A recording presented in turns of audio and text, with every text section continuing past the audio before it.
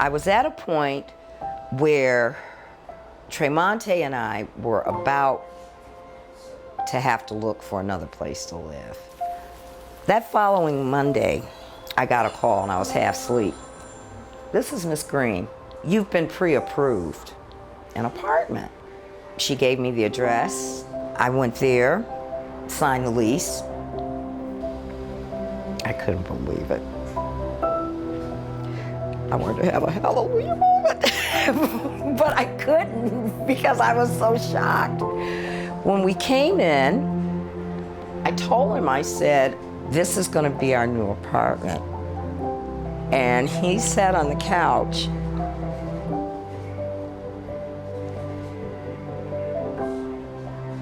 He said, "Mima, is this real?" I said, "Yeah, baby, it is." Let's see what this is. Whoa. It did not look real. I thought, whose was this? She told me that it was ours. The only thing I can say that kept me grounded was my support team at Green Door. They stuck by me.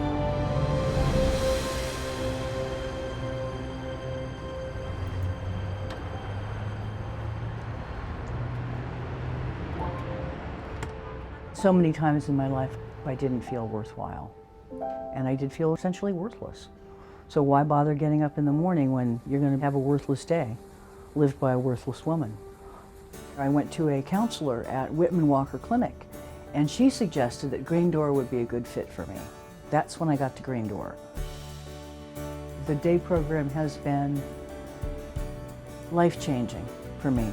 I spent some time just sort of sitting there not really knowing why I was in these groups until one day I realized I was a student and that I was learning about myself, my disorder, and other people's. And I've developed more than sympathy, empathy for my fellows, the people who have mental disorders as I do. It's a good spot, and this job is a good job. You know, it's just what I needed. It's being helpful at the same time as having to, show me a schedule and having to show up for things again. I haven't had to be accountable for a really long time, and I feel accountable now, and that's an enormous difference.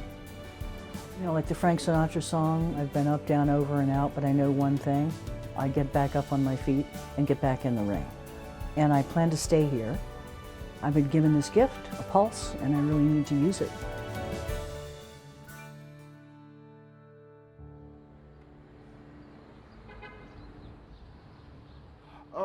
I first got involved with Green Door. Matter of fact, I was incarcerated. So people came up to where I was and they was asking me about mental illness problems. Do I have any mental illness problems? And I asked them, I said, no, I don't know. And they say, well, we have some people that can look into that for you. This is my first apartment ever.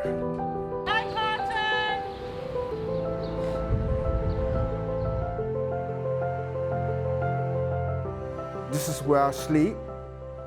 I don't have any furniture right now, but it'll soon come. I don't mind sleeping on the floor anyway. As long as I have, this carpet is perfect. I sleep on the carpet. It don't bother me any at all. Carlton. Hey.